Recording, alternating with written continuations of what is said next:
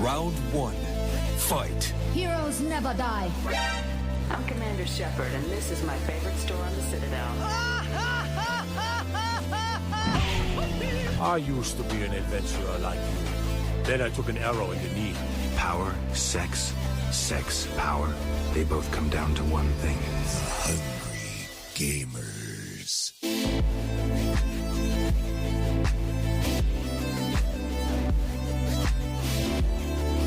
Hello, and welcome, boys and girls, to the 106th episode of the Hungry Gamers podcast, a podcast where we talk a whole lot of video games and a whole lot more nonsense. We are powered by 8bit.net and Audio Technica. I'm your humble host, Brendan White, who can be found everywhere at Brendan8bit. Joining me today, one of my usual partners in crime, Miss Ali Hart, who can be found at Miss Ali Hart, and joining us again after a brief hiatus / a brief cameo in episode 100, we've got Benny McJanet, who can be found at the Spawny13. Welcome back, you pair of legends. How you doing here for this 106th episode of THG? Doing good. Hashtag bring back Benny, mate. The audience has spoken, and that's it. Here you are.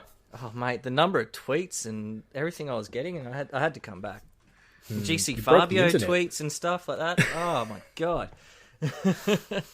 never ending. I do like that nickname has stuck. Whether we wanted it to or not, GC Fabio is here to stay. Yeah, I'm gonna run with it. Why not? I think it's hilarious. Miss Hart, how you doing? I'm alright. It's one better than you two, Mr. Gassy and Heartburn. It's what happens when you get above 31 years old, apparently. The body just starts to shut the hell down. I like where you drew that line. I like where you drew that line. You were very careful with it too, so I appreciate that. That's it. Yeah.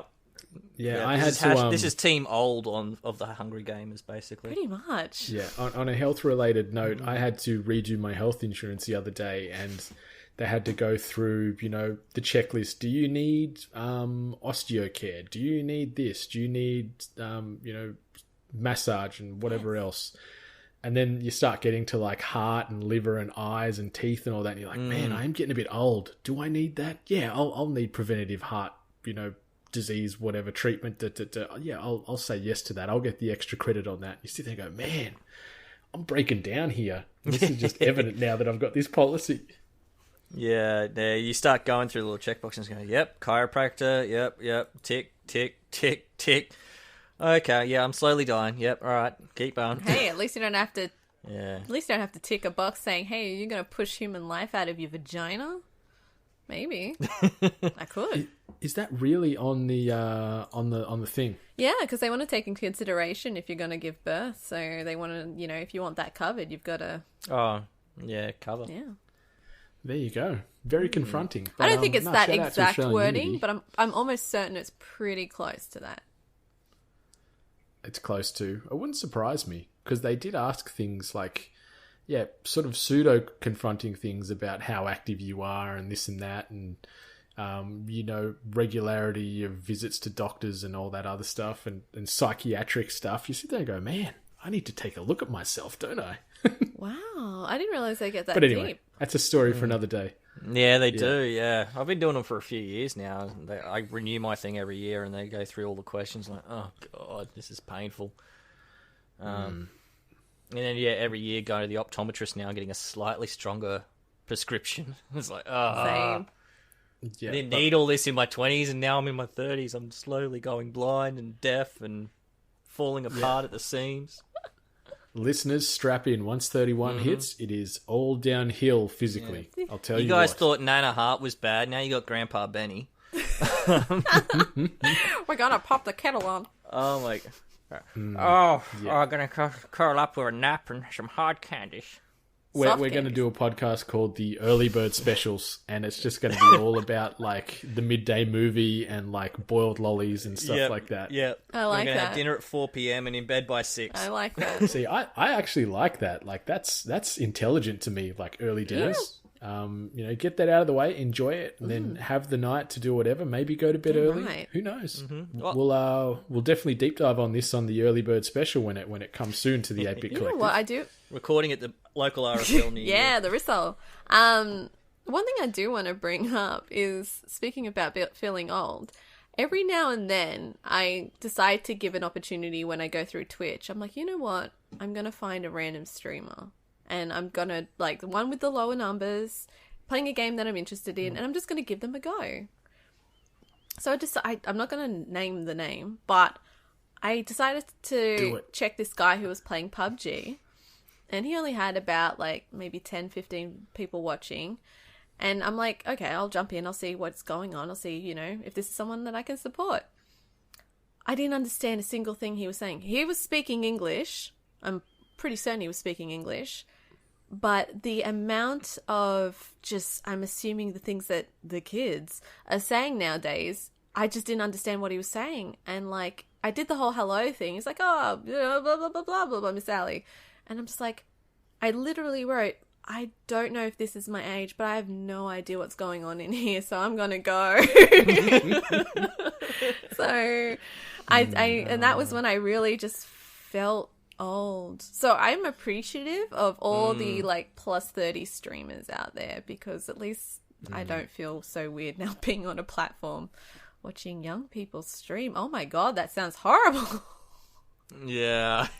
Yeah, that's close to potential jail time, depending on who you phrase that discussion Now with. it's recorded. Was there any, like, it's lit fams, or was it like some Yeah the Boys? I know Yeah the Boys, thanks Narcy. I know Lit Fam, I guess thanks NATO. But No, not thanks. Fuck you, NATO. Fuck you. It's terrible. But no, he was, I can't even tell you. And he was doing these, like, things with his fingers as well. Like, I'm assuming it's a thing now. Throwing up them gang signs.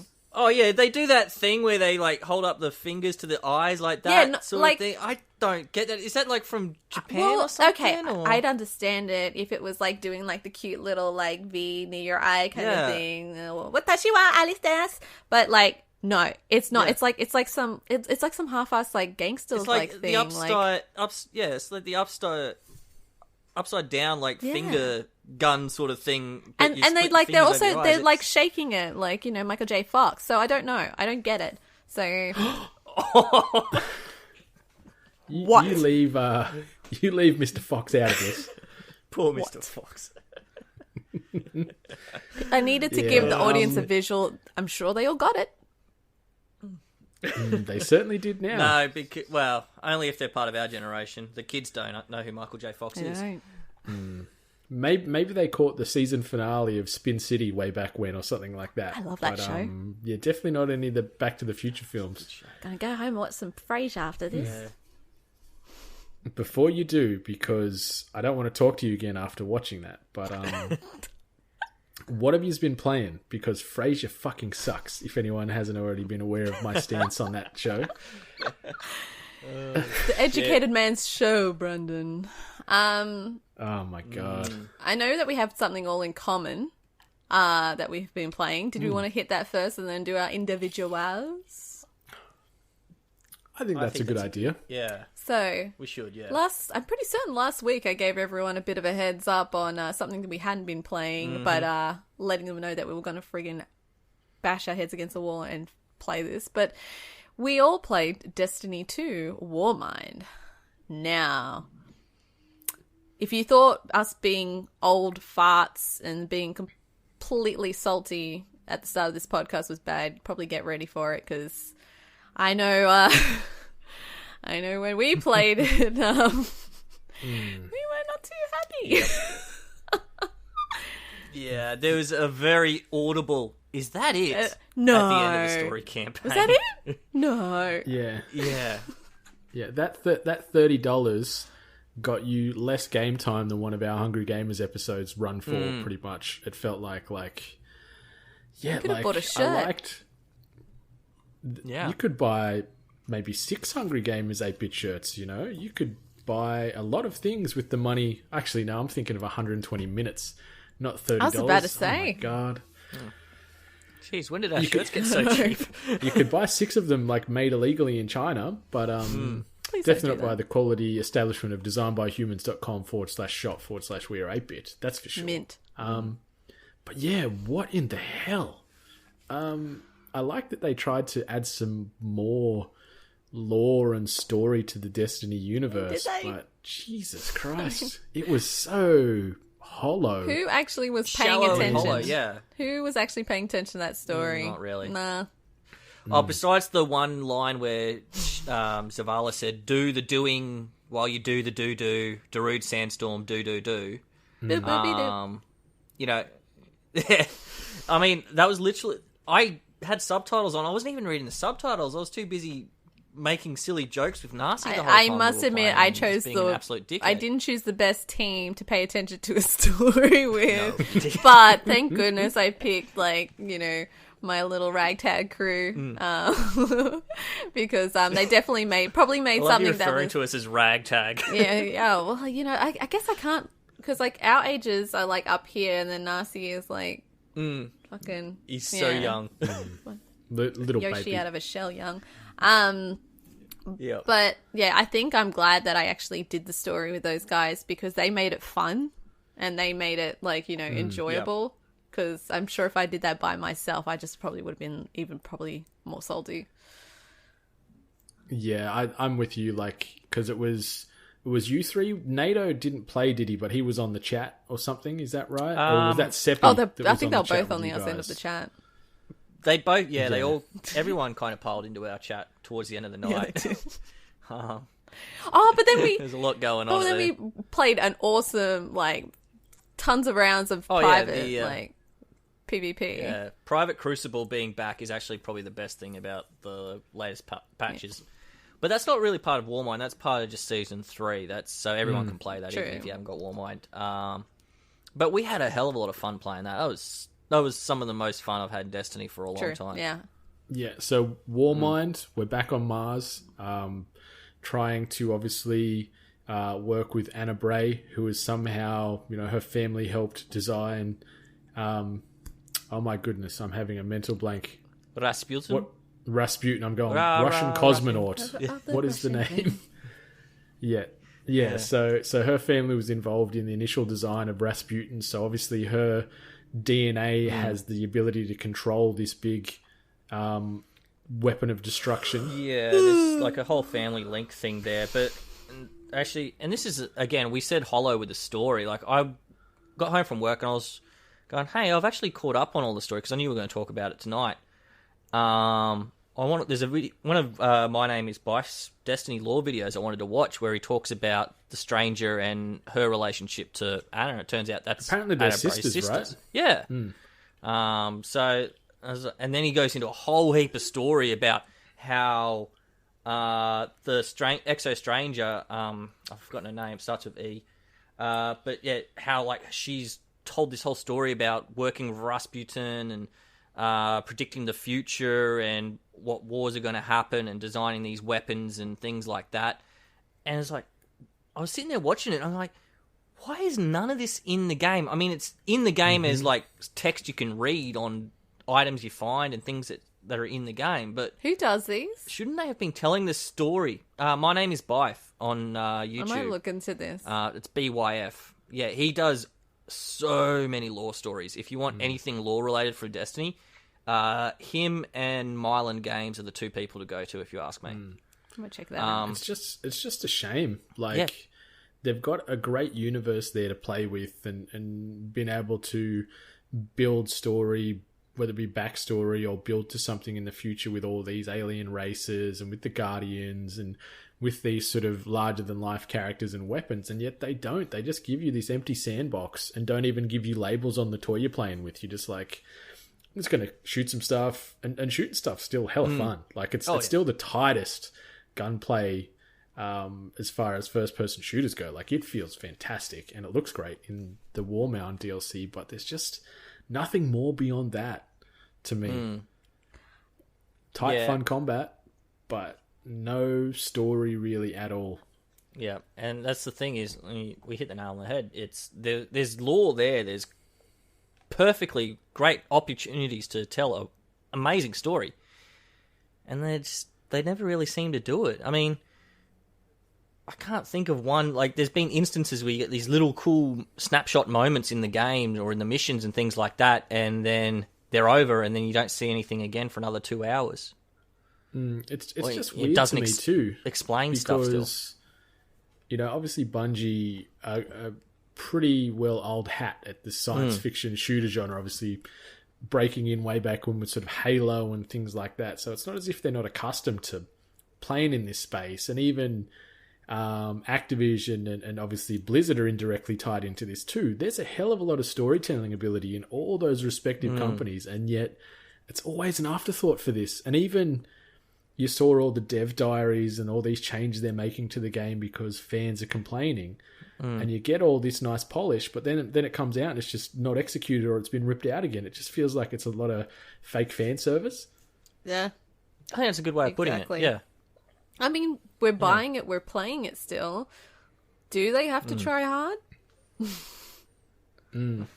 Like, I guess it is very much that whole like talk with your wallet type of mentality where you don't pay it, but then at the same time it's like you want to support these franchises you like and you adore, and you just hope, like, the fact that they get the benefit of the doubt with your money doesn't help. I mean, like $30 for that. Like, I think we can all agree we all like Destiny, but what Destiny is at the moment, it's not what we want or what we like, or maybe even what captivated us in the first place.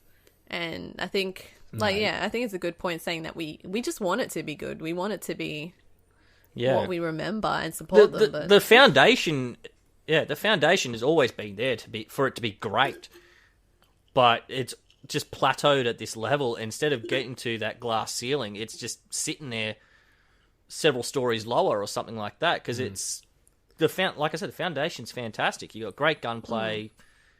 The PvP used to be good back in D1, but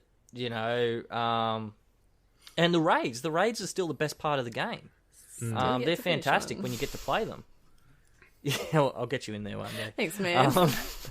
Did you guys attempt at all the other thing they've brought into this? I can't remember the name of it, but it's that 9 levels of like the waves of enemies. Escalation protocol. Yeah. Well, I only tried it with you and Card the other night, and that was it. It's tough. Like, we got to the second wave, thinking, yes, this is fantastic. And then you told me, there's 9 waves of this. And it's like, there is no fucking way in hell we're going to do this at this level. And this, apparently you don't get game. rewards until the 7th level or something as well. You get a blue item and a couple of tokens at level 5 and 3 and 5. Yep. And then at 9, you get the chest with actual decent gear in it. So there's a whole lot of work for not a whole lot of reward. No payoff. Yeah. So I don't know what's going to happen. There's still a lot of bad taste in people's mouths, I think, with Destiny 2. People are still buying it or playing this expansion, but there's no hook. There's no hook for me in this latest expansion like that. Even the Mars world is smaller than Mercury, where bloody all that Osiris stuff is. There is shit all room to roam on this sort of Mars patch. There's still nothing that looks different. It's all the same. Give me a... But there is a new enemy type, Frozen Hive, which is another cop-out that really pisses me off. They promise new enemy, and it's just the hive with ice on them. Yeah. They had one new hive enemy, which was the knight that had a shield on instead. Oh yeah, and the that was acolytes with the sniper rifles as well. Oh yeah, the snipers. They actually threw a sniper. But that's they have the option of being nothing we haven't in space and in a galaxy and in all these different wonderful worlds where they can create a new level, a new planet, or just connect us to something that's just beautiful, whimsical, and new. But we just get the same scenario, the same surroundings, same shit. Plus that friggin' building where bloody Anna Bay or whatever her name is, wherever she sits, how many times, Benny, do I not know how to get into the point? The fact that they're all big glass windows directly in front of her and you can't get through it, you're just like, why do this to me? Why did you put this glass pane here? It was so many times we're standing there, me and Narcy at the talking to her, and we're like, Ali, you got to come talk to her. She's like, okay, how did you get in there? Just I'm sitting on the window, just like looking in. Like, let me in. Whoever designed that needs a kick in the ass. It needs to be another door. And it's just even we probably should have led this section off with we're going to be talking some spoilers, but I think because this DLC is so short, I don't think anyone's really going to worry. But like Zol, Will of the Thousands, like the final boss, The penis? Yeah. that fight was so fucking weak. Like Rach and I just like cruised through this thing, barely even looked close to dying, like either of us, and we're just like, oh, that's it, okay. And the fact that they sort of bookended it with the previous mission, like it didn't load you out and load you back in. It was like, okay, we've got the javelin now or whatever. Let's keep going. And then you get smashed through the bridge, and you're like, oh, that's it, okay. No worries. Cool. The end. Fuck, that sucked. Actually, Benny has to mention something that happened with us before we even attempted the story. Yeah, that's right, because we're just sitting there in the patrol zone before you activate the story part of it to go into that last chunk, and we're just sitting there talking to each other about... I can't remember what we were talking about at all, and we're just staring at each other. So in-game, our characters are sitting there like they're actually having a conversation. All of a sudden, out of the sky, one of those Warsat things, or I think it was a Cabal thing, just fell out of the sky right on top of us, killed one of us. The other one's gone flying, both of us screaming in terror.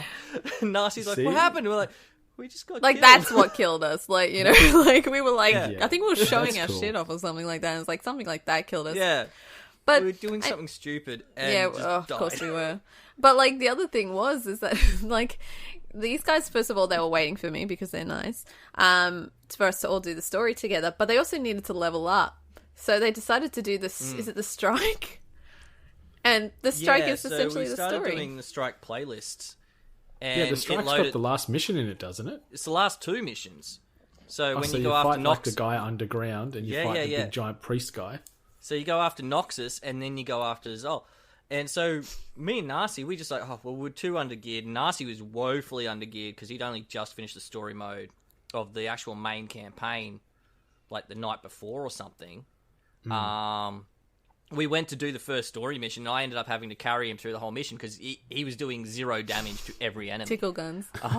That's how bad it was. And like we got to a point, because I was still underpowered as well. We got to a point where I think it's when you first get the javelin, and I'm throwing the spear around and everything like that, but because I'm undergeared and getting my ass kicked, and he's woefully undergeared and getting his ass kicked, we got the death screen come up a few times, and it got to the point where it said, like, Benny 200 kills, Narcy 0 kills. We should have screen capped it because it was the funniest thing in the world for a story mission. And he's meant to be good, huh?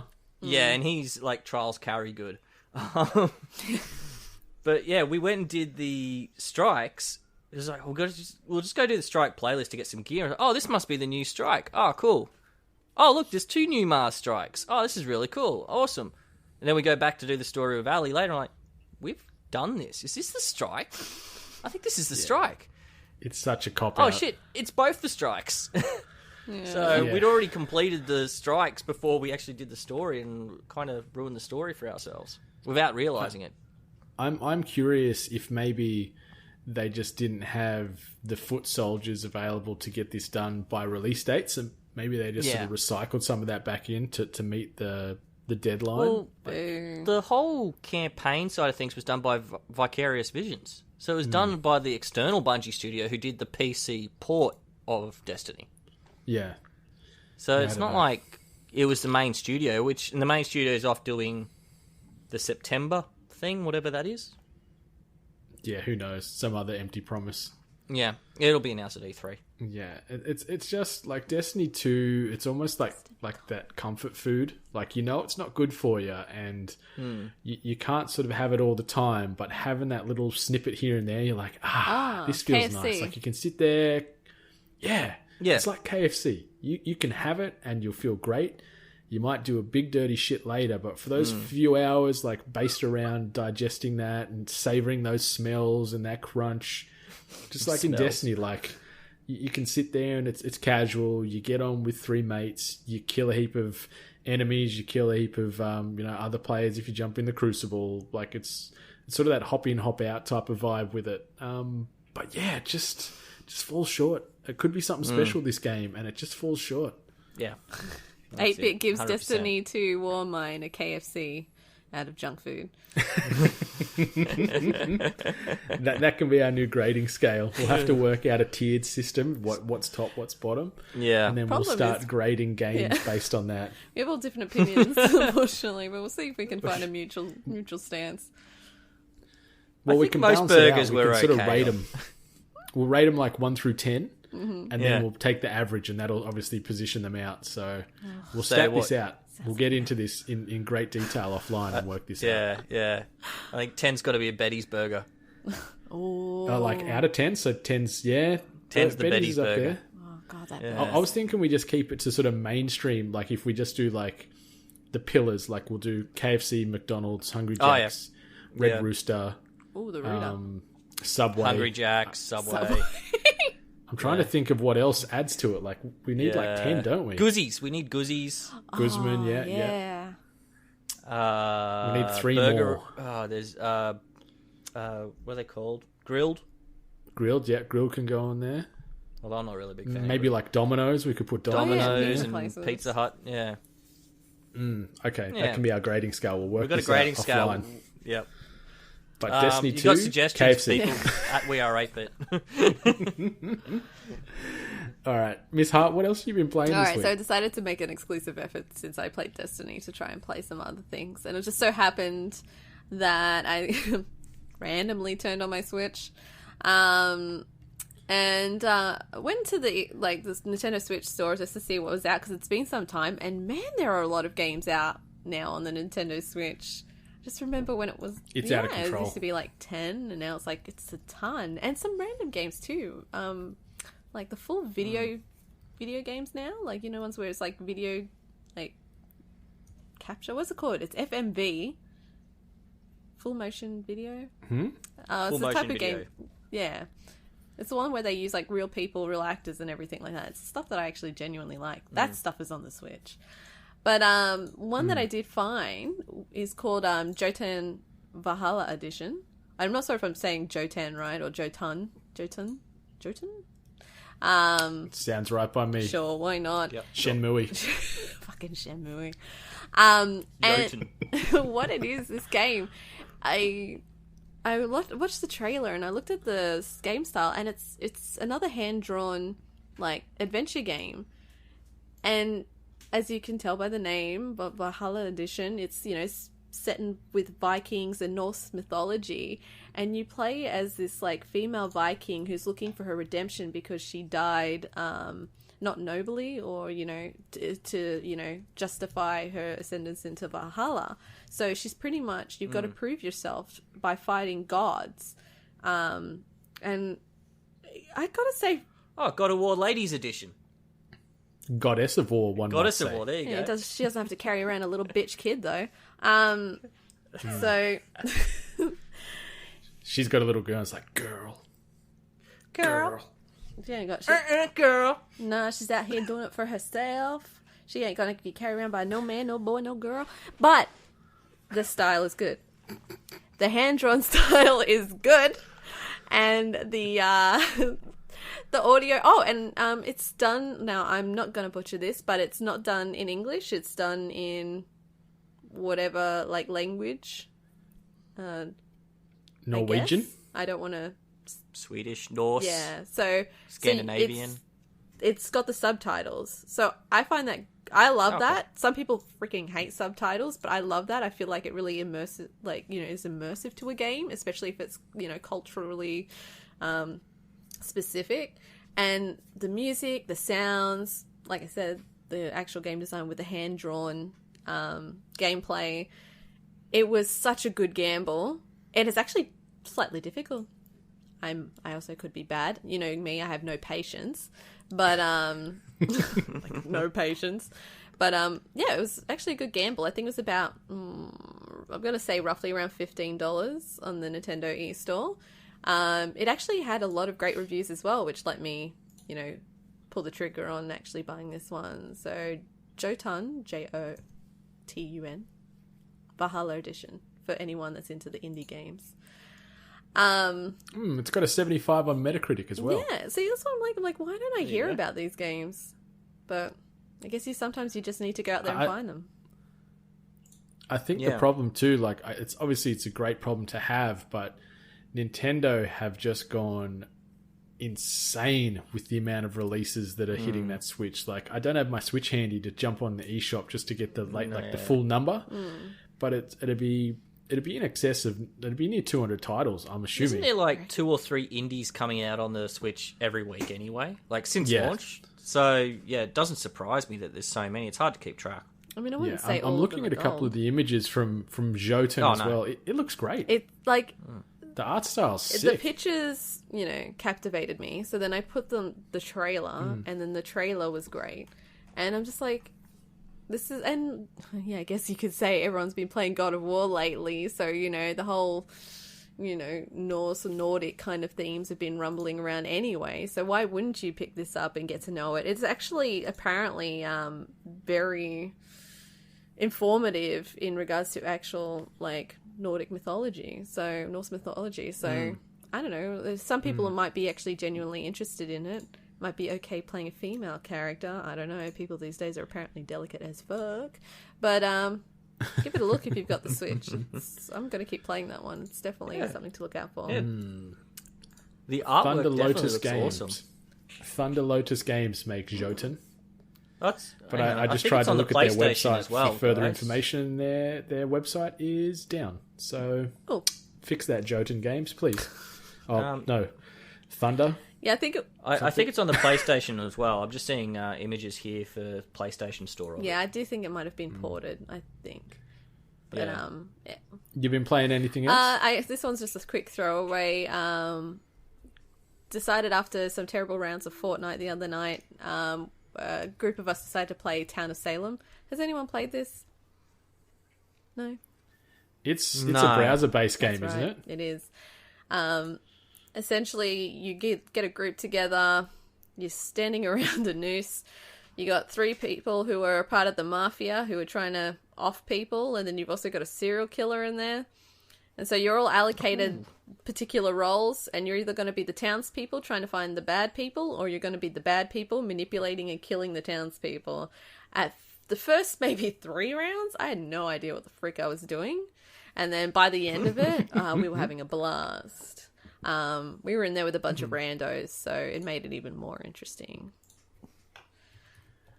Do you think it'd be worth playing more of? Would you go back to it? I would like to go back to it with all of us, and preferably with a few beverages in our system, because it is that much of a... I think that could be pretty good. That's that much of a deranged kind of game, and it's free. You just sign up with an account. You can create your name. We had Steve Jobs. We had the Virgin Whore, and we also had the Busty Widow, and a bunch of other... Sideshow Bob was also there, so... Were you the Busty Widow? No, I was. Actually, I'm really disappointed at how long it took the guys to realize that character was me, so... Yeah, I would have telegraphed that straight away. Yeah. Killer! Yeah, and just for the audience out there, if you've got a group of friends where everyone wants to kind of play a game together, but maybe so-and-so hasn't got that game downloaded, or that person hasn't got that game downloaded, Town of Salem. It's free. Just open it up on a browser and just create an account, and then you can get a whole large group of friends to play it. So yeah, it supports up to 15. I was saying, so that's pretty cool. Yeah. You can get a good crew on there. Definitely. Get some bevies and go hang a Definitely friend. Get an drunken 8-bit stream where we hang each other. Sounds great. Why not? I've thought about that a few times. The boss has spoken. All right. What the about... drunken streams, not the hanging stuff. I know there's a dirty joke in there somewhere. Well, the Mario... I'm just remembering the Mario Kart stream. Yeah. It was a good time, but a very painful time the next day. It was very messy by the end of it. I'll quickly just gloss over what I've been playing, because I haven't really got much to add before Benny can talk about a couple of things he's been doing. Obviously a bit more Fortnite, just trying to hone my skills before the Fortnite friendlies tomorrow night, where we hopefully don't come in last place. Getting better. I've got those key bindings to the building pretty well down pat now. I'm still not very good, but I feel a lot better. It feels like I've gone from floaties in the pool to a kickboard. That's So I'm getting there. That's pretty good, I'm getting actually. there. Progress. It's progress. I've gotta tell you, like, Narcy finally took me under his wing and tried to, like, show me kind of how to play. But I found out my key bindings for building were the same key bindings I had for my volume and my mute. Why isn't the wall going up but the sound's getting louder? Stop yelling at me! Yeah. So I have got to fix that pretty much. I got better. I got better. It's sort of like similar feel for me. Obviously completely different games, but it's that same sort of casualness that I get from playing Destiny. Like I can just sit and muck around and play a few games of Fortnite. Like it doesn't feel anywhere near as tense as like a PUBG game does. That's fair. Yeah. That's fair. I accept that. Right. Yeah, Fortnite for me, I just remember, I think it was when they had the 20v20v20v20 mode in there. So you're all group of 20. And that was a really good like learning ground for people because you actually had a shit ton of allies. So you could just sit there, you know, and kind of learn and just take pop shots from a distance and kind of learn the configurations and things like that. And I did that with the NPC boys and ended up getting quite a few kills by the end of it. And we did win one match too. So it's a good learning experience playing it that sort of way. So when those special modes are on, they're the ones to jump in on just because you can learn a little bit while you're playing. Yeah, there's definitely less, like there's no sort of gate to entry on this where there is that resistance when you first jump in. Even like what they've expanded out to now, obviously the 50v50 mode, like that is exactly what you were saying, where you can sort of dip a toe and feel the controls out because you've got 49 other squad mates around you to potentially protect you while you're dicking around. So yeah, I like that Epic have done that. Hashtag team dicking That's around. it. Hashtag team dicking around. Hashtag hung gamers dicking around. So I don't want to say much because I've only really put a few hours into it. I'm only like barely past the demo that was readily available for it already. And that's been playing a bit of Detroit Become Human this week. I'm only about maybe 3.5 hours in. I'm really liking it. God. Yeah, like I want to invest more in the game to obviously give a more well-informed opinion. But hopefully, you know, this time next week when we're recording the next episode, I think I'll be able to throw a lot more weight behind it. But I'm enjoying it. Is it Game of the Year at the moment? I think it's too early to tell. Like it definitely feels like it's got the bones and the structure to be a really good game. But I don't think it's going to be one of the greatest PS4 exclusives of all time. I don't think we're going to be talking about it in that breath, but it's still got that same Quantic Dream weight to it that their previous titles have, especially Heavy Rain, where you do feel all kinds of emotions based off choices you make. So we'll see. Yeah, obviously Beyond Two Souls sucks ass, but Heavy Rain's great. Heavy Rain's so good. But yeah, I don't know. I don't know. We'll see how we go. I think with the whole discussion of Game of the Year, I think this one is probably one of those games where you kind of put it on the level of like, it's a great game, but it's for a niche. It's kind of like your Persona. Like, Yeah, it is. Yeah, like It is. it's like you recognize like, yeah, this is the qualities of a really great game, but is it for everyone? So No, it's not. No, definitely not. So, but I still gotta buy it and I want to play it. Well, it's available tomorrow. I know. It comes out tomorrow, yeah. I'll have to get it. Yeah, it's definitely not one for me because I don't know. I didn't have a PS3, so I never really played Heavy Rain, but I never liked the look of it anyway, so I didn't feel like I was missing out on anything. But the only David Cage game I have, I'm pretty sure it was David Cage, it was Fahrenheit or to the Americans, Indigo Prophecy. And that was Jesus, that goes way back. Yeah. So I played that on the 360, I want to say. Might have even been PC back in the mid-2000s. But, like, and it was cool. I liked the concept of the idea of how things were, but it was just a quick-time fiesta.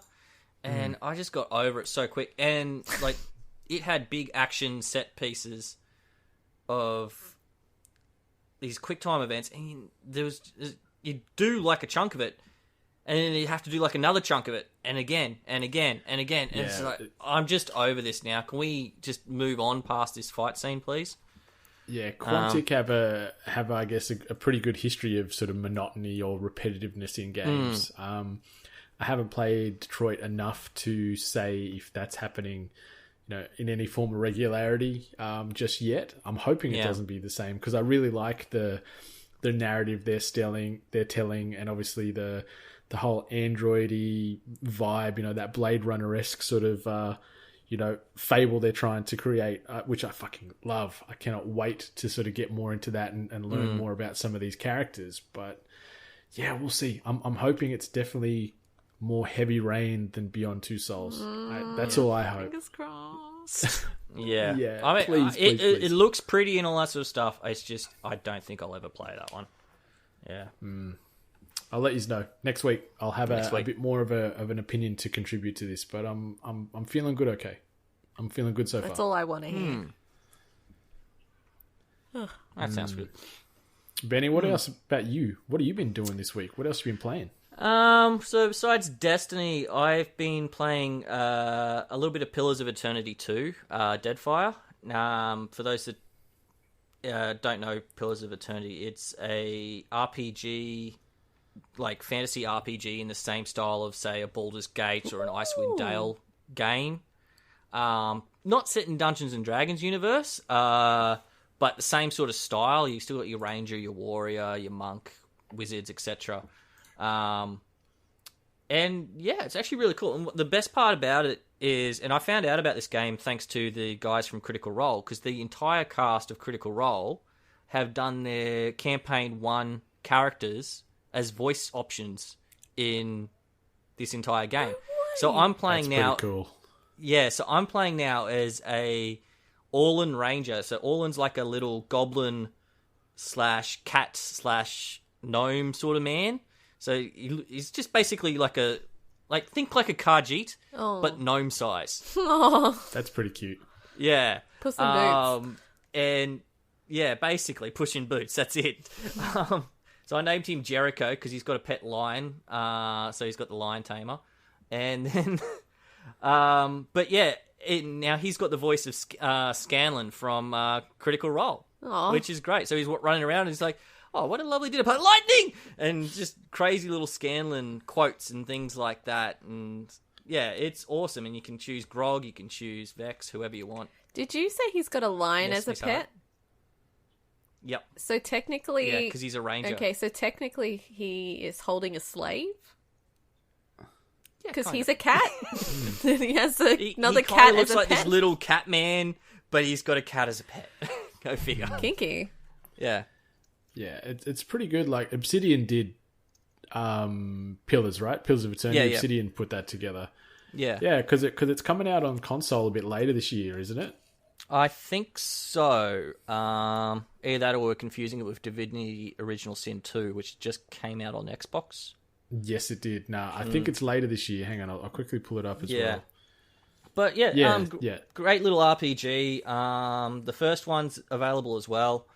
Yeah, you can go jump in and you can play as your favourite Critical Role character if you want, or create your own, obviously.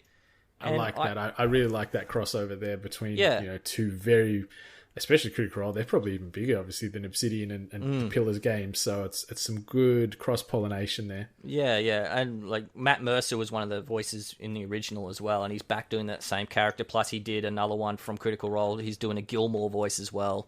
So yeah, it's really, really cool, worth checking out. Yeah, the other game I've been playing, and I only started playing it last night, but I picked it up over the weekend because it was half price on Steam, is Middle-earth Shadow of War.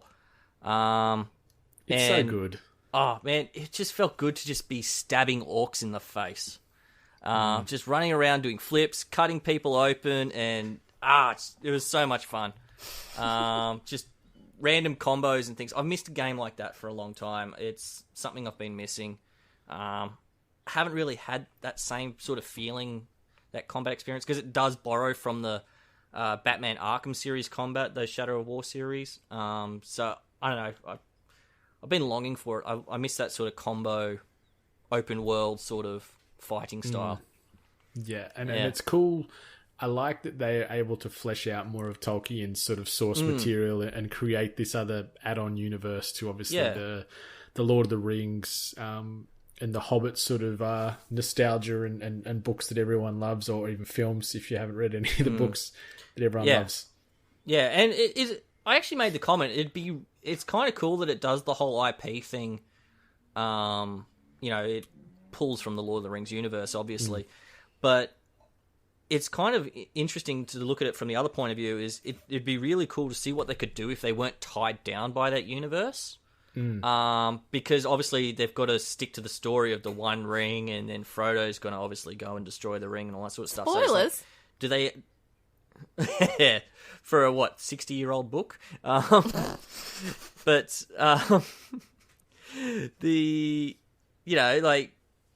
Frodo's going in there, so you don't go and kill Sauron or anything like that. I'm obviously not very far in the game, so maybe they just do their own alternate universe. But it's just, I just felt like if they didn't have their hands tied behind their back, they weren't constrained by the Lord of the Rings universe, what could they accomplish story-wise and content-wise and universe-wise? It'd be really cool to see.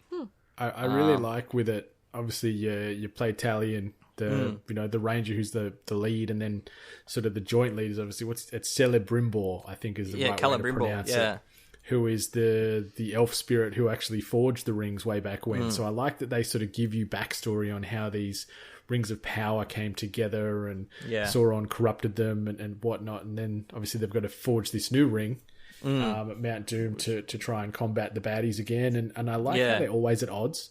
Like you get these sort of contrasting opinions and feelings and little internal squabbles all the time. Yeah, it's that push and pull dynamic with them and all that sort of thing. The stuff with Shelob right at the start and everything like that, like bloody spiders. Spiders. But like for those that have read the books, like Shelob's the big spider. In Return of the King, I think it is. She makes her first appearance. But yeah, when she appeared, I was like, "Oh my god, that's Shelob!" Oh my, I kind of geeked out a little bit, had a little geek moment, and it's kind of interesting story dynamic. And then when Gollum appears and things like that as well, it was a really cool story. And the Nemesis system, obviously, as well, is fantastic. That system needs to be in more video games. God, if something like a Horizon Zero Dawn or a God of War pulled the Nemesis system, like copied the Nemesis system, how cool would that be? That'd be amazing. Damn. Yeah. No, like Monolith and Warner Brothers have refined that formula so well now. And it's weird because Monolith aren't really making any other games outside of the sort of Tolkien universe. Like before this, they did Guardians of Middle-earth on the sort of previous gen, but outside of that, they haven't done much. Like they did Fear 2 and sort of Condemned 1 and 2 in the original Fear, but outside of that, Condemned. they haven't really done a huge amount. Condemned, I would love to see a remake Another or a Condemned, Condemned great. 3. That game used to scare the absolute shit out of me. So scary. So very scary. Oh, bless you. Scary. So that Nemesis system, I think it was... might have been Alana Pierce or someone from like IGN was saying, imagine if they put like the Nemesis system in a Red Dead Redemption as well. That'd be sick. That'd be something really cool. It's just I could just see that system being implemented in other games. Maybe just in the next low-end bandit working his way up to the the head of little gangs and stuff. That'd be sick. Or even whatever the hell Rocksteady's working on. I mean, they did the Batman series. What are they doing? They're hopefully announcing something at E3 this year. Still trying to fix the PC version. Cool. Burn. Yeah. All right. So, shall we set the table for this meal of news, appetizers, and main course? Yeah. This week's news headlines. God, I love tapas. Tapas. Okay, so the first news headline bite that I wanted to bring to the table is Call of Duty Black Ops 4 has been confirmed that it won't have a quote-unquote single-player campaign. Will weave in story-esque elements via way of in-game tutorials, but it will have its own Battle Royale mode currently titled Blackout. They haven't confirmed how many players this mode is going to support, but they are confirming that you are going to be able to use vehicles on both land, air, and sea, And from the 2.5-minute trailer or whatever it was, it looks pretty fucking good. I'm sorry, it looked like What do you Siege. guys think? To me, it looked like Siege anyway. Siege on steroids. I don't know. Were we surprised? I just thought it looked like a very high frame rate Call of Duty. New shiny graphics, new shiny engine. Still seems to be Call of Duty to me. It's just one of those things. It's one of those bro shooters I'm just not interested in. Plus zombie mode. The biggest thing though, Zombie mode's see, back. see Yeah. I don't care about zombie mode. That like, and I'm a zombie fanatic. Like, I obsess over that type of genre and stuff in film and whatnot. But I just don't care in these COD games. But the thing that took me by surprise is the vehicles. All their sort of TDM and, you know, singular deathmatch and capture the flag, there isn't any usage of vehicles. So now they're bringing in, you know, planes or helicopters, boats, cars, and maybe tanks and whatever else they haven't announced yet. So I thought, ooh, they're definitely trying to one up Battlefield 5. Yeah, I don't know. It's just the whole throwing the Battle Royale thing in there and all that sort of stuff is like, obviously, it just seems like an obvious cash grab. Yeah. And to me, it's just, I don't know. I made the comment to you on Twitter the other day, Brendan, as well. It's like, it just looks like more Call of Duty, and that means I'm probably still not going to play it. I think it's interesting that they added the vehicles in to try and do something, and Battle Royale, obviously making, you know, bigger sort of maps and all that sort of stuff, but I don't know. I think Battlefield will still have them, you know, beat in terms of the sheer scope of battles that the Battlefield can pull off. Yeah, like I'm really curious to see how many players this mode's going to support, because there was no mentioning of it in the voiceover. There was no mentioning of it on the screen. There's no mentioning it in any of the press releases that I've had hit my inbox as well. So I'm wondering where it's going to land. And it's just funny too, because they got in, obviously, DICE and EA announced that there was going to be the Battlefield V reveal this week, which aired this morning. Yeah. But COD had to sneak in and went, you know what, we're going to one-up you bastards, and we're going to come in over the top of you. And they got in 2 days earlier to try and, I guess, maybe steal some of that thunder. And so I guess that sort of segues nicely into the Battlefield 5 reveal. It's confusing because obviously Battlefield 1 was set in World War 1. This is Battlefield 5, which is set in World War 2. So the numbers somehow make sense in some bizarro world. It looks good. More World War 2 is never a bad thing. Looks like the same game. But that's not a bad thing. I absolutely loved Battlefield 1. Loved Battlefield 1.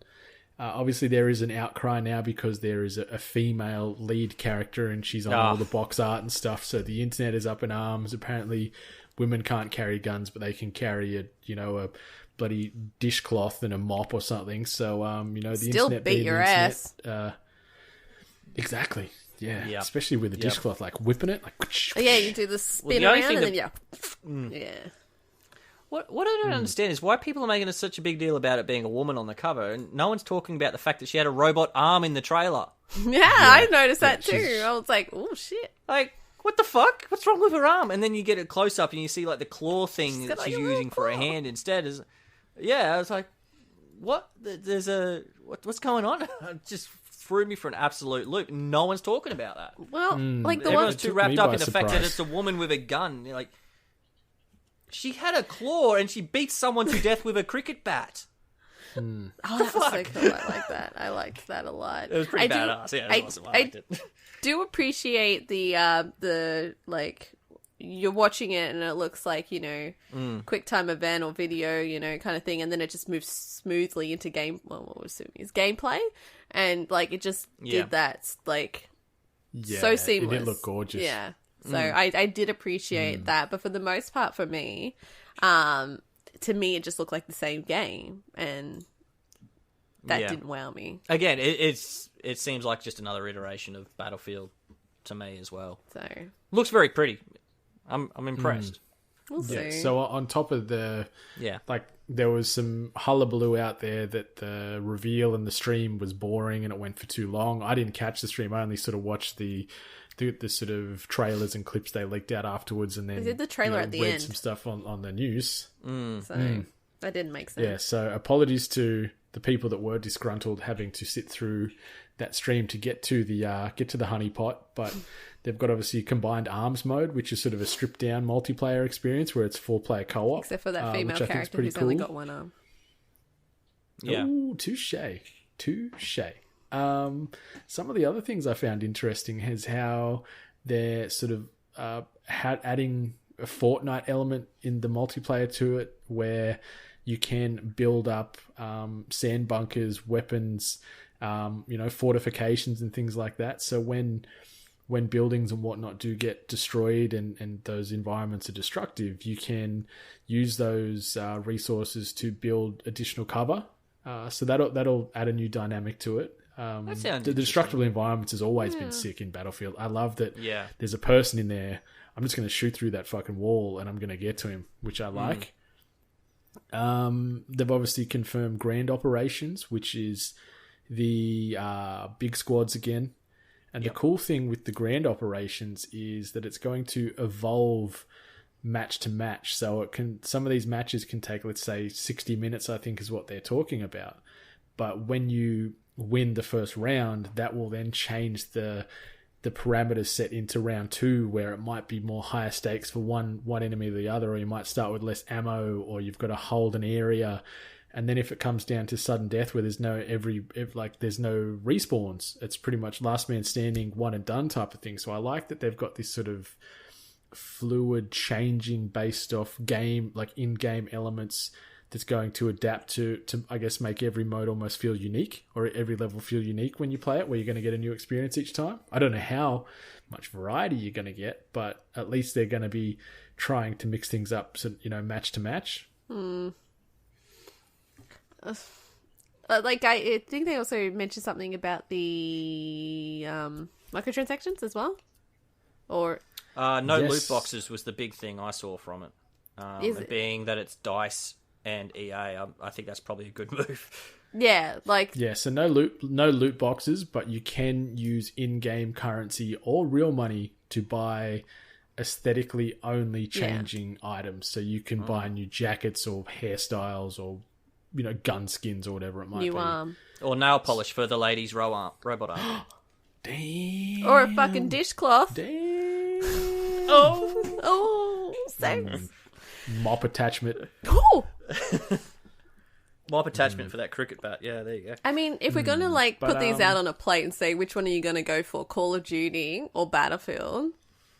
I'm sorry, but I probably would be leaning more towards COD right now. Yeah. Can I just be selfish and take both? Because No. I love Battlefield 1. No. You cannot. Damn it.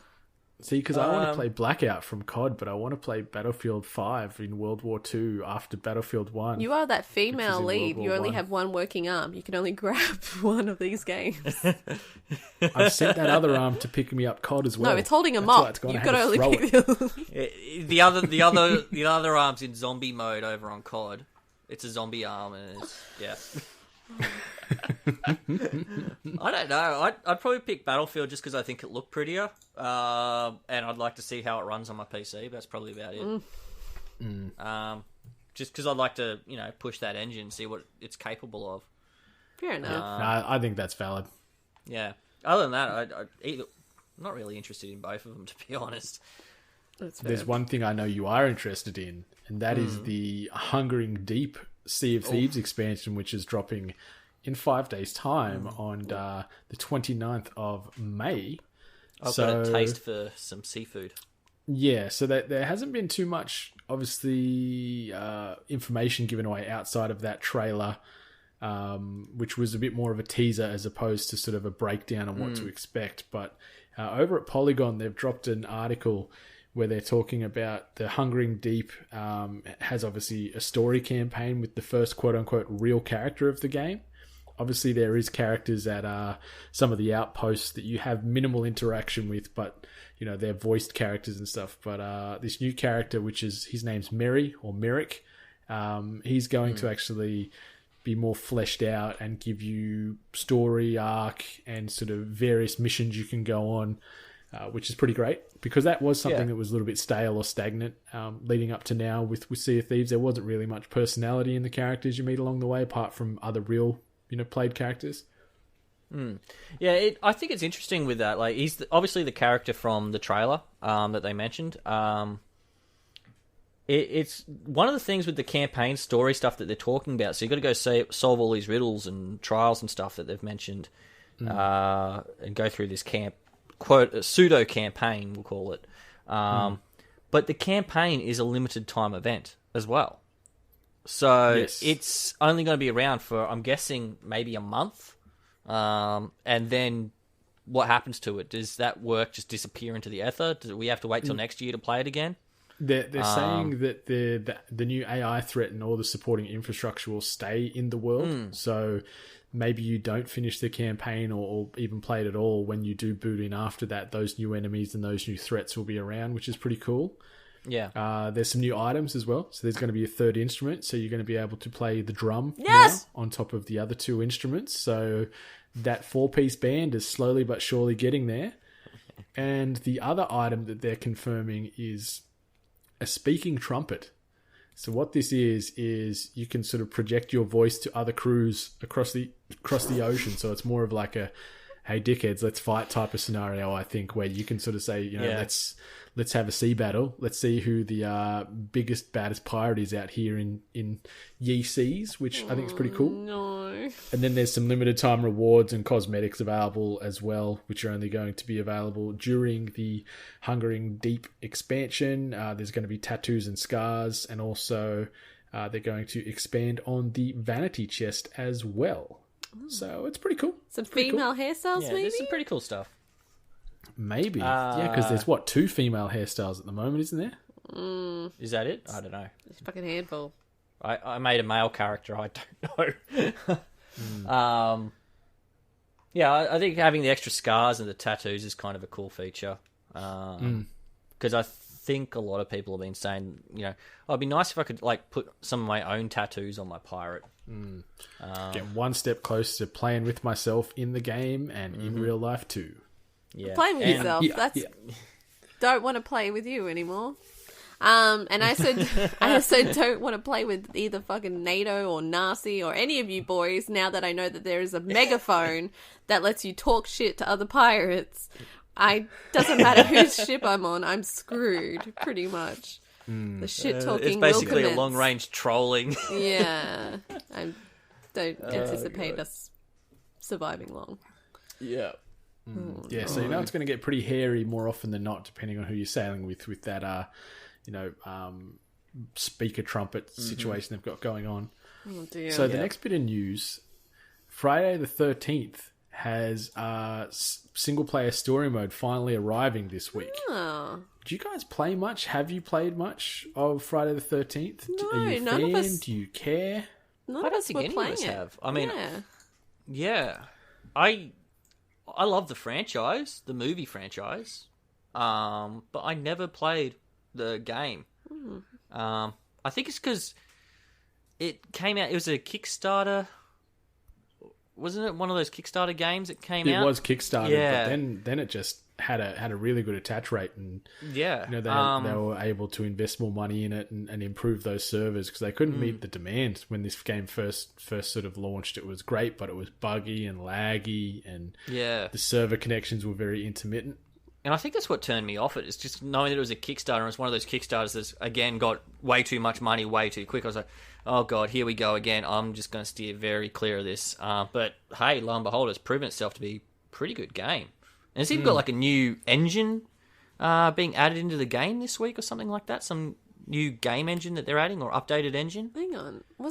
Yeah, I think so. Wasn't this the game where it was if they had an ID and then they were a small independent company, but then the actual Friday 13th brand actually supported them, right? Fully endorsed it. Yeah. They got behind them. Yeah. Is it New Line? Adam Sessler? Did he have anything to do with this one as well? I don't know. But not too sure. watched from afar. I loved watching streams of people playing this. I thought it was a very clever game, very original considering. I guess it was also alongside, what's that other game that everyone plays where there's one serial killer and a bunch of people I in there think in that's the one nightmare? I actually do have on Steam. Is that bloody 7 Days to Die or whatever it's called? No. I know the one. I've got it as well. I love 7 Days to Die. It's a good one. That's the one where you're stranded on the island, isn't it? Together. No, that's I how know it's the There's like. so game many you're of these talking weird about, games, I and can't remember. But I think the everyone... logo is like 4 lines with the 5, Yes. fifth line scratched through it. Yeah. Dead by Daylight? That's Dead it. by Daylight, that's the one. That's the one. So, okay, there was those... No, I do have that one. I guess there was those two games that were kind of dueling out in the same kind of concept of one person plays the bad guy and everyone tries to survive kind of thing. So, I kind of wish I did play it. It looked fun. It looked, it was a good homage. Well, if you want to jump into it from tomorrow, you'll get 10 single-player challenge mode levels to take up, as well as a new counselor in the form of Victoria Sterling. So maybe now's as good a time as ever to get into Friday the 13th game. Maybe. Definitely. So a few other little quick bites here. We Happy Few has been denied classification by the Australian Ratings Board, mostly due to the glorification and reliance and basis of the game, which so heavily relates to joy, where you are taking this drug called joy to remain quote unquote normal. The second you get off joy, you see that the world around you is bleak and grey and horrendous and crime laden and all that. So joy, and the fact that it, I guess, glorifies taking drugs and is such a dependent aspect of the game, has allowed this game to get the big fat no here from the Australian board. It's been approved in some of the other countries, but yet again Australia goes, you know what, we're not going to allow this to hit our shores. Like, Human Centipede's fine, but We Happy Few, no. Somebody think of the children. I don't know what their problem is. It's like they nitpick certain games. Weren't they not going to allow... Was it Detroit Become Human? What game was it? Because it had child abuse in it or some shit? Yeah, there was an that uproar one. about Detroit. I think it was one of those mothers groups or church groups that was trying to get like a petition signed to get that banned. Leave the robots alone. Yeah. Let me have that robot sex. I think... Oh. Yeah, I think sometimes the R18 guys need to... I don't know, they need to just take a step back and actually re-review these things properly. We're adults. That's why we have an R18 classification, so we can make these decisions ourselves. And that's where the problem lies. They still just throw everybody into the same pool of video games are for kids. So clearly a child's mind is not evolved enough or mature enough to handle the type of source content that's in said game. But yet games, I mean, films get released willy-nilly. Comics and TV series released without prejudice, and the gorier and the grittier and the more controversial, the better. Yeah. It almost gets praised, some of these shows, for how hard they are, and yet a game just gets ousted. Just use Game of Thrones as a perfect example. It's like one of the most popular TV shows in the world at the moment, and it's got rape scenes and glorified violence and all that sort of stuff going on in it. Incest. Yeah, it's like, hey sister, And what are you doing? incest. Oh, not much. You want to fuck? Yeah, no worries. Our country's screwed, and we're always taking 5 steps back with every step forward. So I don't see us progressing anywhere, anytime fast. Yeah. So we've got 2 more little bites before we jump into our main course. And the next one, Nintendo have again filed a trademark for the Nintendo 64. The rumor mill is obviously running wild. Is this going to be the Nintendo 64 Mini as the Christmas item of choice for people come the end of 2018? I wouldn't be upset. I just wish that they would fuck that Nintendo 64 controller off with it and give me something better than that. But we'll see. Maybe this is the time we get a bit of GoldenEye GoldenEye N64 mini action, or like Pilot Wings, or 1080 snowboarding, Mario Kart 64, all those fantastic titles, all in the console. So give us some Rogue Squadron and Shadows of the Empire as well. Oh yes, Rogue Squadron was sick. Rogue Squadron was amazing. Yeah, and Star Wars pod racing. Yes, that was great too. I played that way too much. Same. But in contrast, F-Zero X, they better put F-Zero X on there. I had Sebulba down on lock. Yeah, F-Zero, even like Perfect Dark, Donkey Kong 64, there are two other games that were Donkey Kong 64 is so good. Banjo-Kazooie even. Oh, yeah. Original Banjo-Kazooie. Pillars from way back then. So we'll see what happens. Maybe we'll see something announced at E3 in a couple of weeks' time. Who knows? I mean, I still have my Nintendo 64. So... Yeah? Yeah, I do. What colour controllers you got?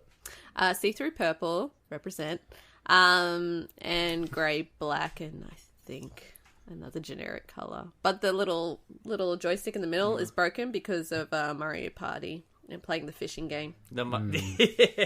Yeah. Oh, 1080 snowboarding indentation. As well. Yeah. Fucking callus in the middle of your hand. Remembered.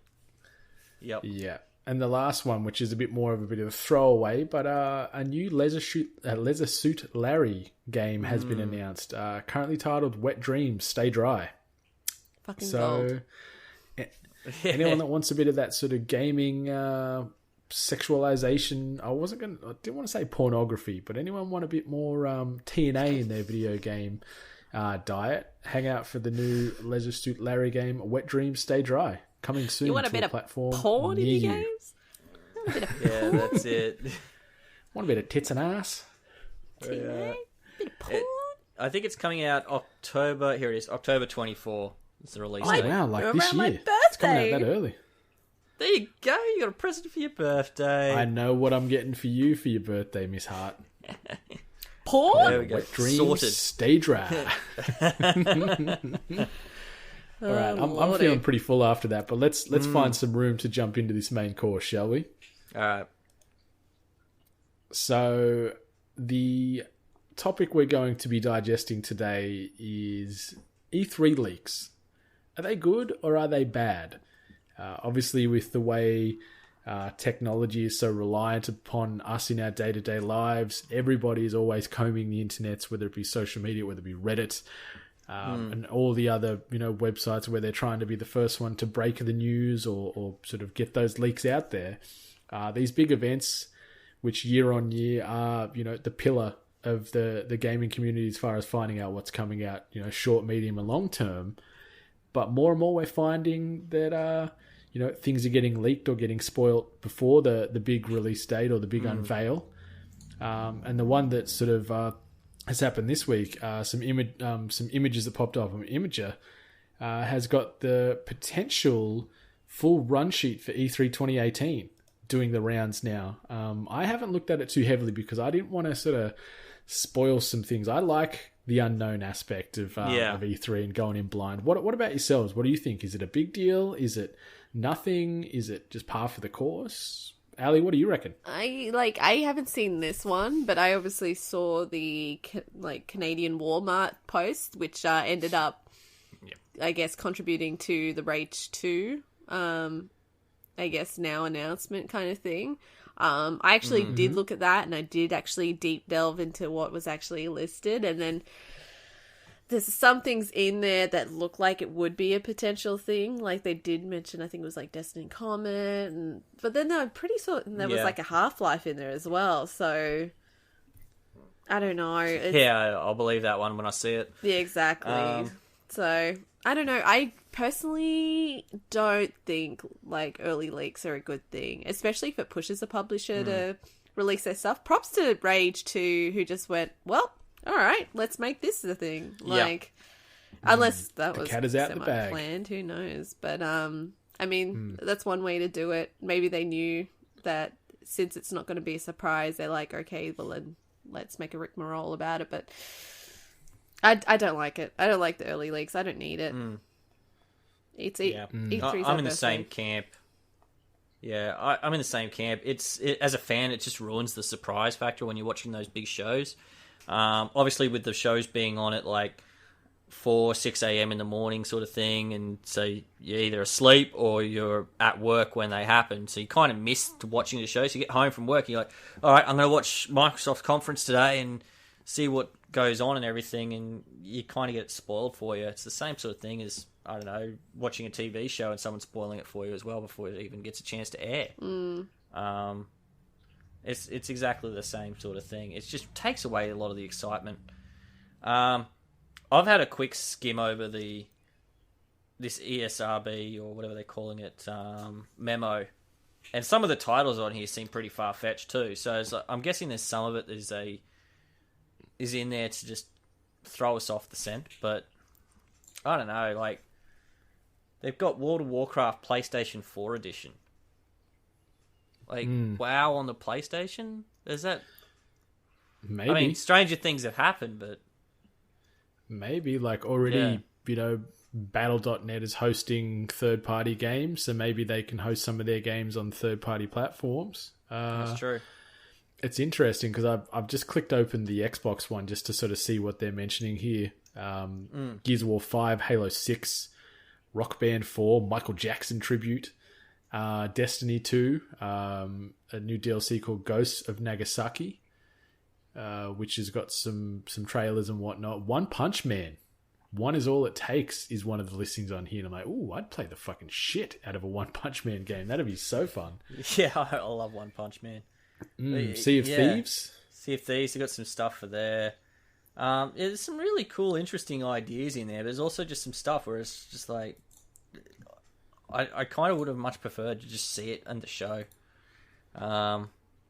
We'll find out, obviously, in a couple of weeks of how much of it's true, but... Yeah, there's some curly ones in there. Yeah, like Diablo 4, Rapture. Do we really think we're going to get Diablo 4? That's a big one. I better start playing one of the first three first. Jesus Christ, I'm falling further and further behind. That's it. But yeah, I don't know. It's just, I guess you have to be the first to break these news headlines to remain relevant in that space for some of these outlets. So I understand why the second they get any sniff of a leak within a company, or they can find a news source to sneak something out via the back door to them, they're going to do it. And obviously it gives them more standing and more cred in the game space. But yeah, for not even just fans, I guess for even people that work in the industry that go there with a bit of excitement of the unknown.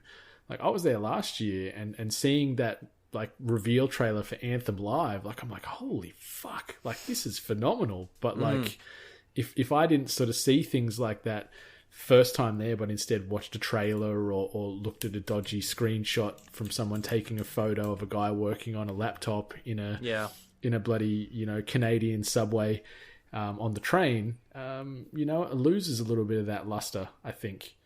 But it's just going to keep happening. Yeah, I don't know what publishers can do to stop it, and that's the other thing is, they put a lot of money into these marketing events and things like that too. So for it to all be kind of thrown out with the bathwater thanks to the leaks or whatever, it's just I think that's a bit rough on them too, because like you said, Ali, as well, with Rage too.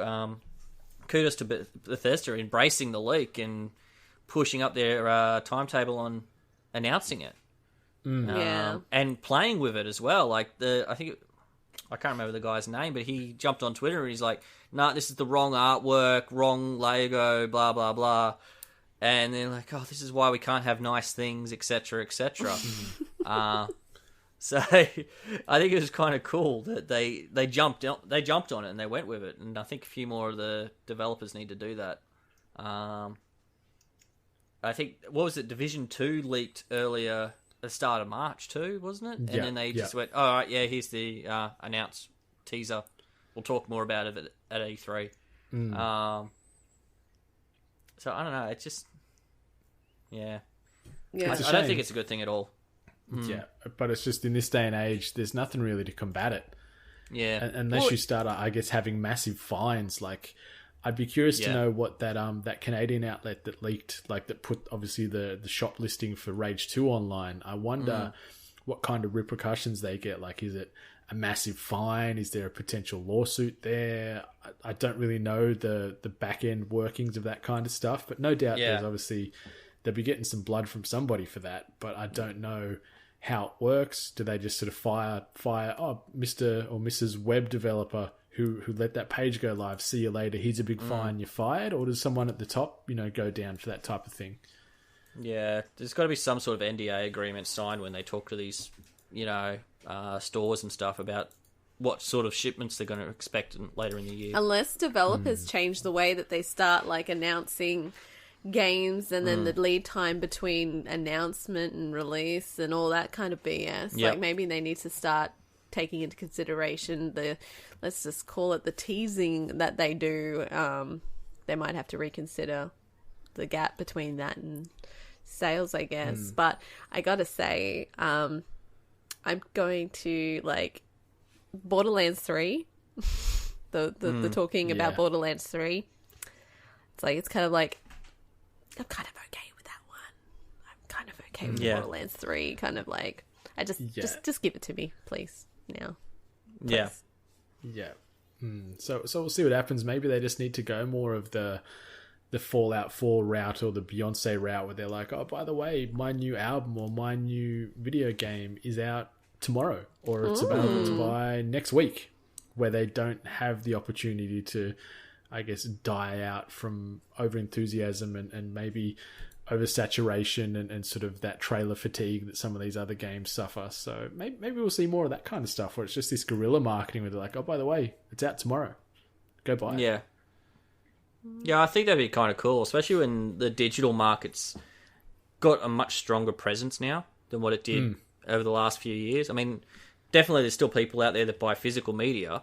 I do as well, mostly because I can generally get it cheaper when I buy it physically, especially here in Australia. But yeah, I think with a good move to digital, especially with PC games and consoles as well going in that direction, they can afford to go, yeah, this game's out tomorrow, or this game's out next week. Here's our week leading of marketing up to it. Just go for it. We always talk about that one thing at E3 where they turn around and say, and it's out right now. What was it last time? Was the Fallout Fallout Shelter? 4 was the last one. And then Fallout Shelter, like the mobile expansion. The mobile thing. You can go play it right now, and then no one could download it because it crashed the servers. I don't know. I think there is definitely a place to do that sort of guerrilla marketing now. But again, you still got to sneak it under the radar until such time as the game is ready to be announced. To be released in that market. You got to sneak it under the radar for a lot longer. It only takes one disgruntled employee to go, oh, look, here's some screenshots. Yeah, the only sort of game that I guess, there's a select few studios, I guess, that can get away with trickling out a screenshot or a bloody vague trailer, once every 6 months, and obviously that's the hype behind. Death Stranding with Hideo, things that Rockstar do. And outside of those two spaces, I can't really think of many other. Maybe Blizzard. Naughty Dog as well, and Blizzard, yeah. They're probably the only sort of houses of that size that can get away with getting things out in such a slow fashion like that, because they do have such a high level of trust from the fans and the players. Yeah. No, either way, we just can't be trusted. We can't have anything nice. Yeah. Bunch of shitheads. But we will see. On the topic of E3, though, listeners, get your thoughts in on what predictions you are making for E3 2018. Hit us up via the social medias at We Are 8-Bit. Feel free to DM them to us. Hit us up on Facebook if you want, or drop us an email, hello@8bit.net, because we wanted to sort of reflect outwards and grab all your feedback and unpack those instead of giving our same old predictions. We wanted to mix things up this week and see what the voice of the listener or the voice of the 8-Bit Nation has to say on it. So hit us up. We're going to be recording in about a week's time, so you still got a few days to make it happen. Hell yeah. So, Ali. So, Benny. Yeah. Are you ready for the final segment of this podcast, which is the game that stops a nation, known as... Just stretches. Gonna warm up. Ready? Let's do this stuff. All right, so we are going to be playing some of the fantastic game known as Clan or Sham. We have 3 rounds, 3 potential clans named in each of the 3 rounds. Some of them are sham clans, some of them are real clans. And then in the 4th round, we've got a double bonus points available to our potential victor or loser. So this game could go anywhere, right down to that last clan or sham moment. Today, we are talking about clans that play Dota 2, the MOBA that is so insanely popular and has the highest prize pool in the universe, still above Fortnite, mind you, who have announced this week that they're going to be investing $100 million into the Fortnite esports area in 2018-2019. Hence why we've all But picked yes, it up. Round 1. Fight. so I am going to rattle off 3 clan names, and then I'll ask you both which clan names you think are real and which ones you think are sham. Okay, so the first clan I'm going to mention is Wolverine Esports. Wolverine Esports. Okay. The second clan name in round 1, Gambit Esports. Gambit Esports. And the third clan for round 1 is Storm Esports. Which one of these 3 do you think are real, and which one of these do you think are fakes or shams, more aptly put? So, Wolverine Esports. Benny, do you think that is a real clan or a sham clan? Given the X-Men theme, I'm kind of thinking sham, but also Wolverines, like, I'm thinking like Red Dawn Wolverines, and also the Michigan State University team as well. Yeah. I don't know. It could be just some, it could just be some Michigan fans. So yeah, let's say that's a clan. That's a clan. What about you, Alec? I'm going to say it's a Wolverine sham. Esports. You're going to say sham? Mm-hmm. Okay, Storm Esports. Benny. Clan or sham? Yeah, I reckon that one's a clan. It's pretty common. That should be a pretty common name. And they've got like storm abilities in Dota, don't they? I'd assume so. There's that many characters you can play. I've never played Dota, so I'm going to assume there's someone that's got some storm abilities. Ali, Storm Esports, clan or sham? See, I was going to say it was a clan, but don't you storm like an area? Like, True. isn't that a movement? So I'm going to say it's a assuming clan. so. Yeah. You're going to say it's a clan as well. Yeah. And the last one here, Gambit Esports. Benny, clan or sham? I think this one's the sham out of the 3. If I was to say one of them was. Ali, Gambit Esports. I'm going to say it's a clan. Okay. Answers are in. So we're going to go to Wolverine Esports, who Benny said was a clan, and Ali said was a sham. Benny was incorrect. It is in fact a sham. Damn. You had me tricked. Moving on to Storm Esports. Benny and Ali both thought Storm Esports was a clan, and they are both incorrect. Oh, shit. Oh.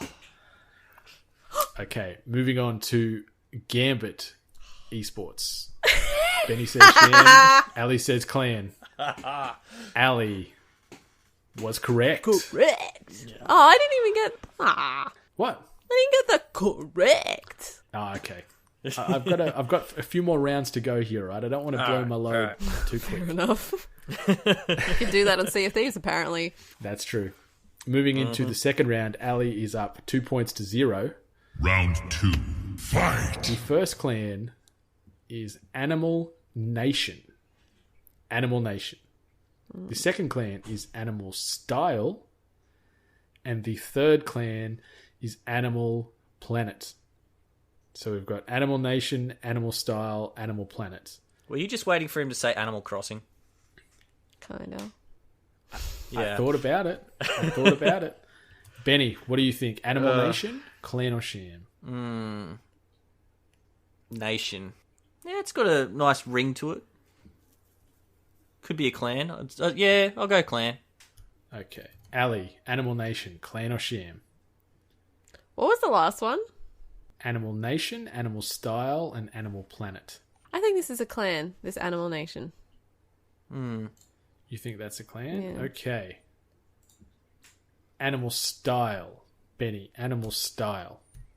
Just like the Discovery Channel.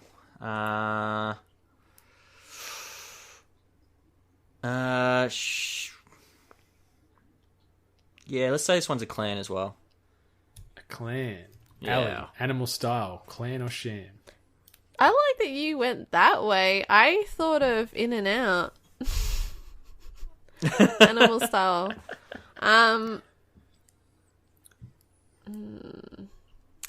Kids in video games like to eat chips. I'm gonna say it's a sham. Could be one of those things where Brendan thought he was being funny. Yeah. That's most days, actually. Animal Planet. Benny, Animal Planet, clan or sham? Because it's named after like a TV channel. That's why I'm thinking it's just a sham. Yeah, I'm going to stick with sham on that one. Okay, Miss Ali Hart, Animal Planet, clan or sham? I'm shamming that one as well. Shamming that one. Okay, so rolling back to the start, Animal Nation. You both thought clan. You were both incorrect. Oh, wow. Uh-oh. I'm screwed. Okay. Animal Style. Benny thought clan. Ali thought sham. Ali, you are Incorrect. correct. Oh, shit. Shit. All right. And moving on to Animal Planet. You both thought sham. And you're both stupid heads because it is in fact a clan. You got both incorrect. To be fair, I don't think we're the really really got- stupid heads.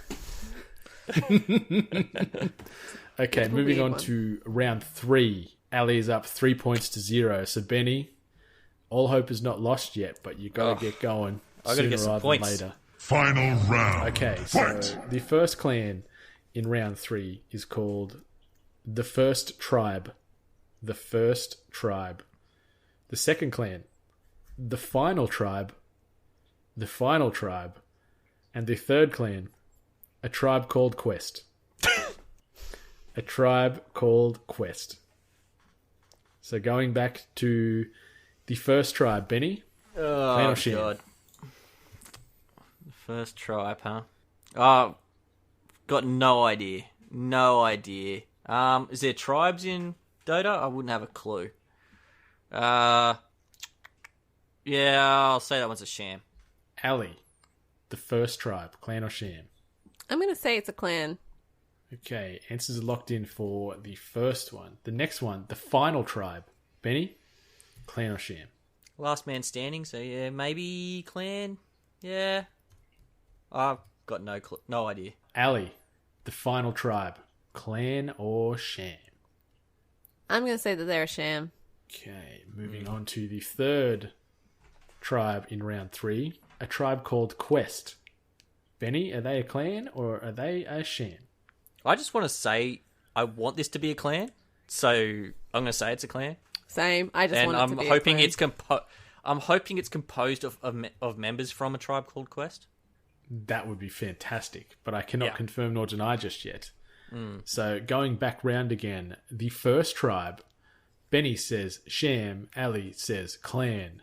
Benny, you are correct. Hey, I'm on the board. No clean sweep. The final tribe was the next one up. Benny says clan.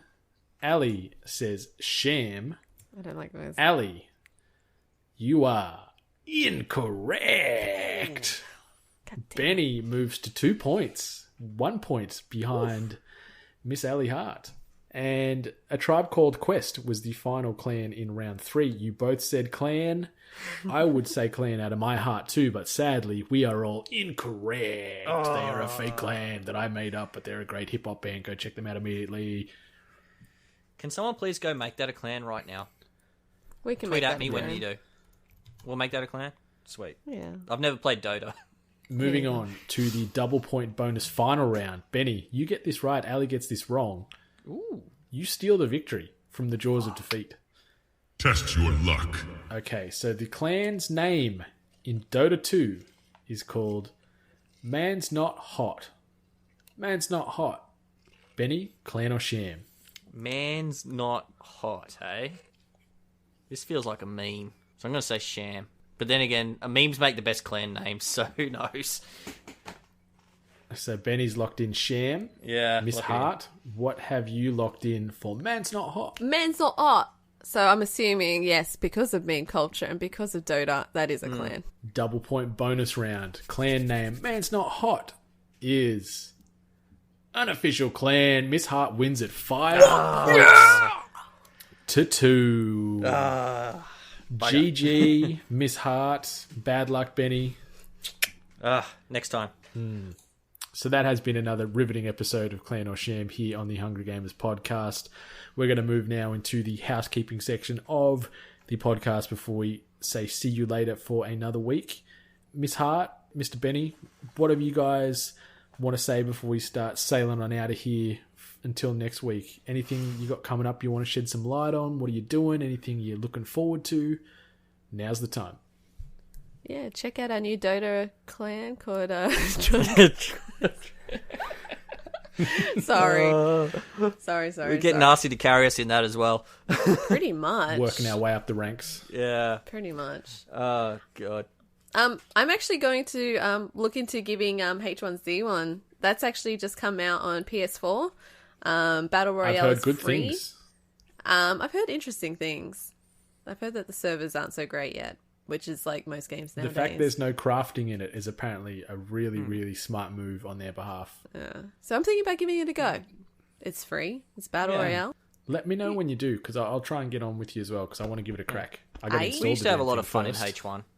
Yeah. Benny, what about you? Anything else you got coming up? Anything else you're looking forward to? Yeah, you can catch me strumming. Yeah, Leisure Suit Larry. You can catch me strumming randomly on weekdays, twitch.tv/Benny8bit. Probably going to be doing another bonus 8-Bit Mania episode soon. We're going to be reviewing, me and Buddy, the New Japan Pro Wrestling Dominion pay-per-view with Chris Jericho and Rey Mysterio on it. So looking forward to watching that one. Nice.